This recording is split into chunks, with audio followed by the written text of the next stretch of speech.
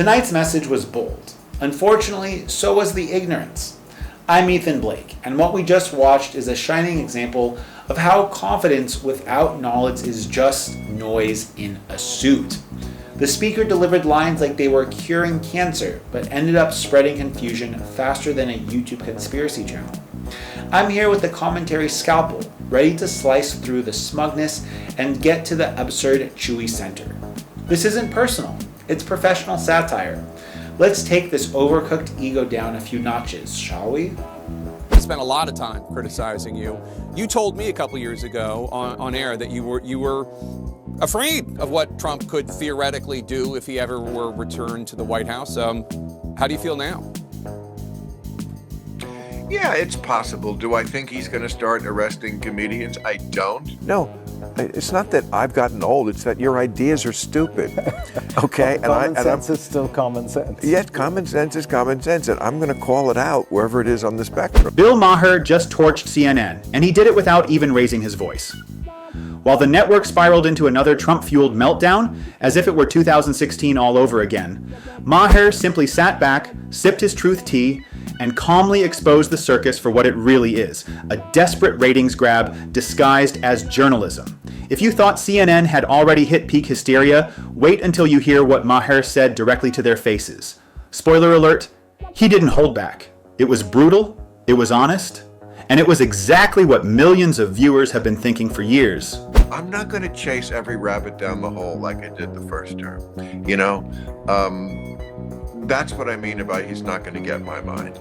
He's a kooky guy who says a lot of kooky things, and I'm just not going to pre-hate anything. I'm just going to hope for the best, and then when something serious happens, I'll comment on that. Right from the start, Maher comes out swinging, calm, composed, but absolutely cutting. He wastes no time making it clear. Unlike CNN, he's not interested in turning every Trump moment into some overblown, apocalyptic crisis. Maher refuses to play the media's tired game of breathless headlines and obsessive nitpicking over Trump's every word.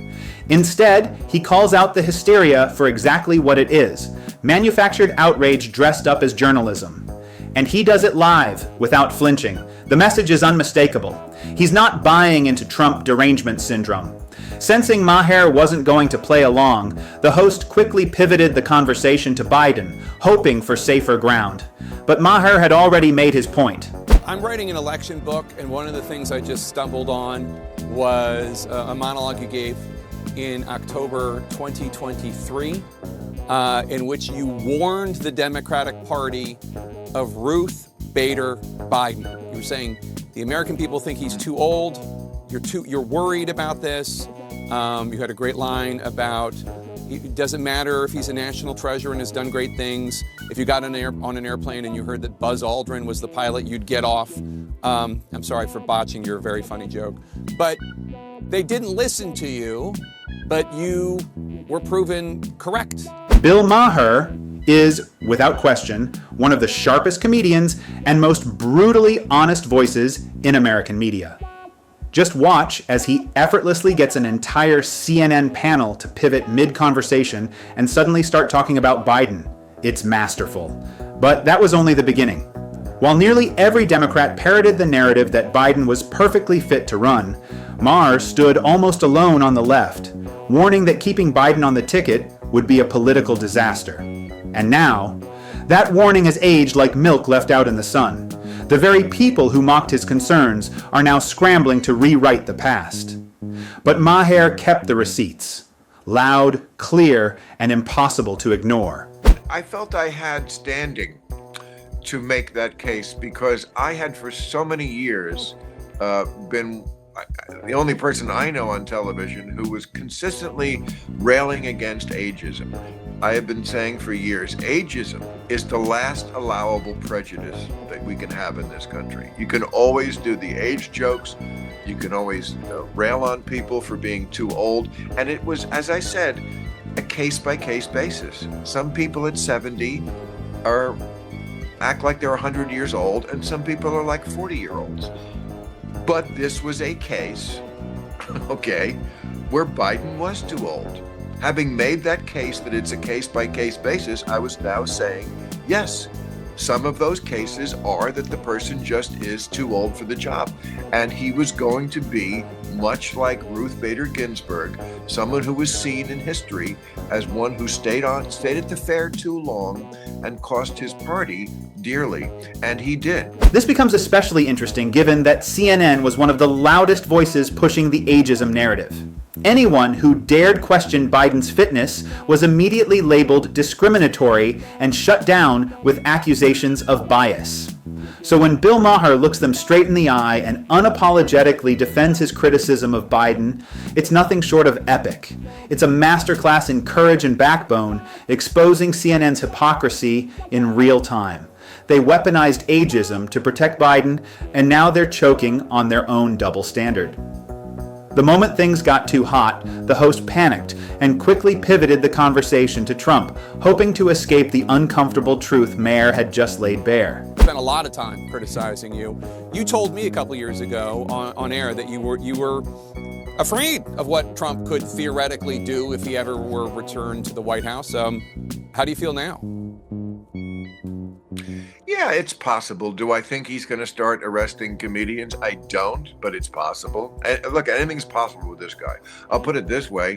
When George Bush was in the White House, it never even entered my mind. Never entered my mind that I couldn't say whatever I wanted to say without repercussions.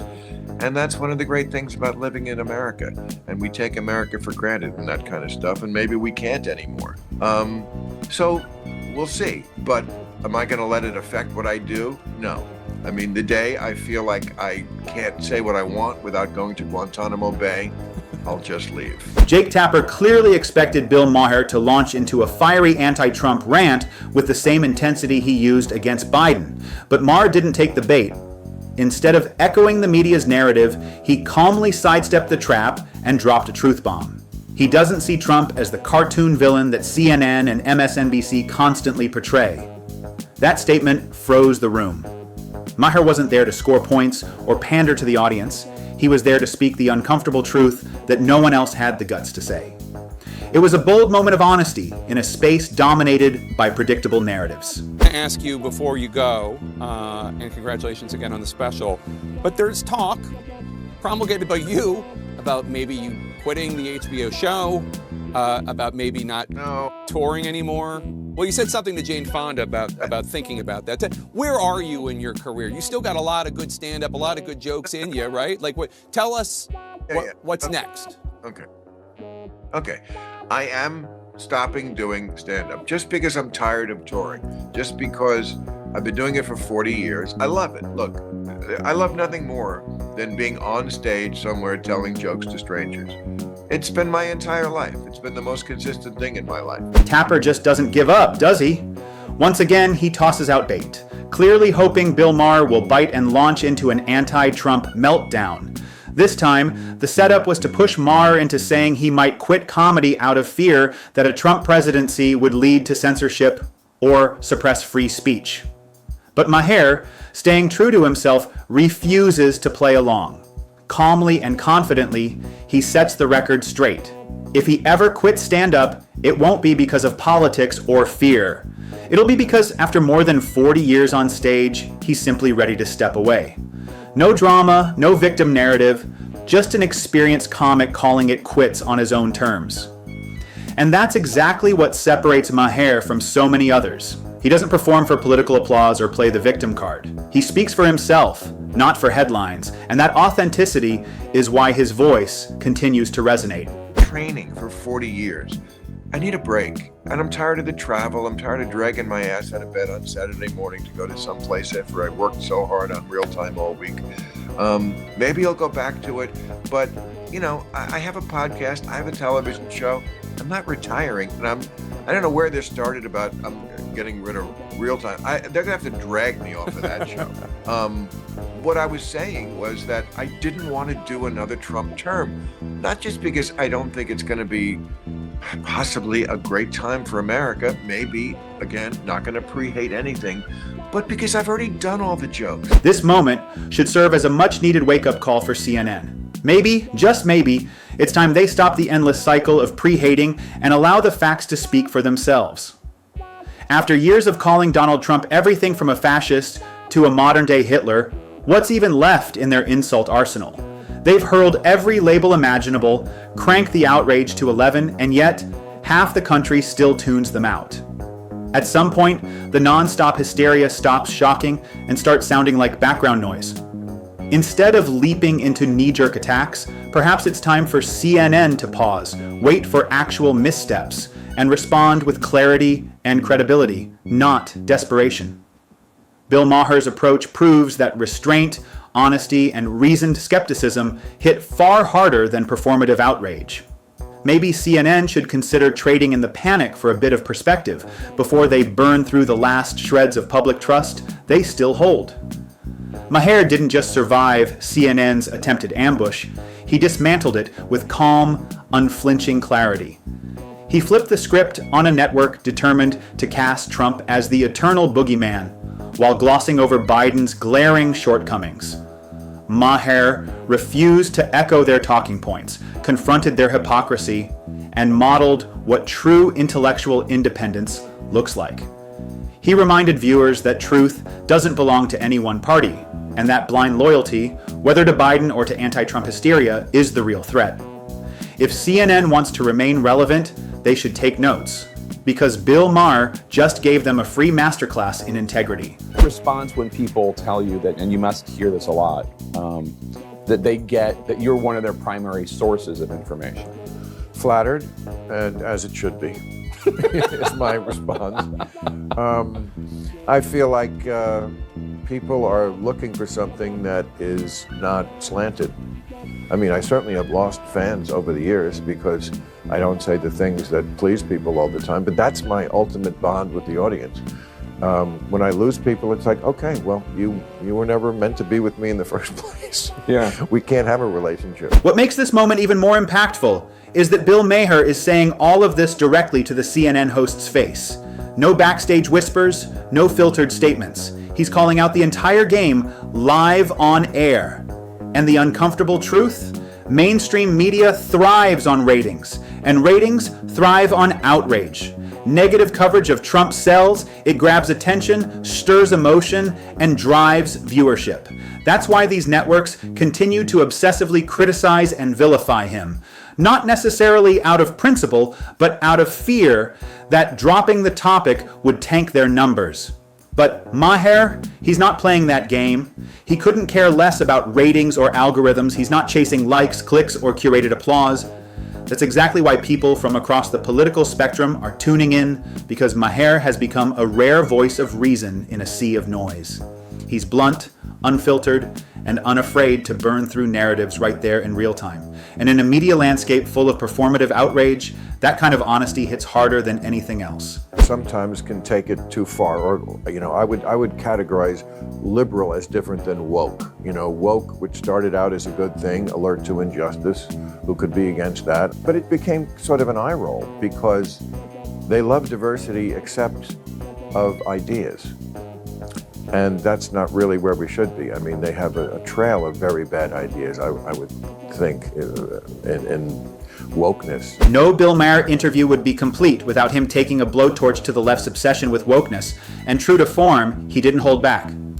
Maher has long warned that the Democratic Party's fixation on identity politics, cancel culture, and virtue signaling is driving a wedge between them and everyday Americans. And let's be honest, that ideological overreach played a major role in their humiliating performance last November. While Democrats were busy policing pronouns and chasing the latest social justice trends, voters were laser-focused on real-world problems like inflation, crime, and border security. Maher's been sounding the alarm for years. The cultural extremism embraced by the far left is pushing moderates and independents directly into the hands of the GOP. He's not anti-liberal, he's anti-delusion. When he says wokeness is political poison, he's not trying to score applause from the right or the left. He's trying to warn Democrats before they self-destruct again. It's raw, it's uncomfortable, and it doesn't come with a safety net. But Maher's never been afraid to say the hard truths that others tiptoe around. And that's exactly why people across the spectrum are finally paying attention. Time wokeness, because I hear people use the term all the time, and it means something different to It's everybody. Well, again, I think it's this collection of ideas that are not building on liberalism, but very often undoing it. I mean, 5 years ago, Abraham Lincoln was not a controversial figure among liberals. We liked him. Now they take his name off schools and tear down his statues. Really? Lincoln isn't good enough for you? 5-10 years ago, bedrock liberalism was we are striving to be a colorblind society where we don't see race. Of course, we see it, but it doesn't matter. That's not what woke is. Woke is something very different. It's identity politics. We see it all the time. It's always the most important thing.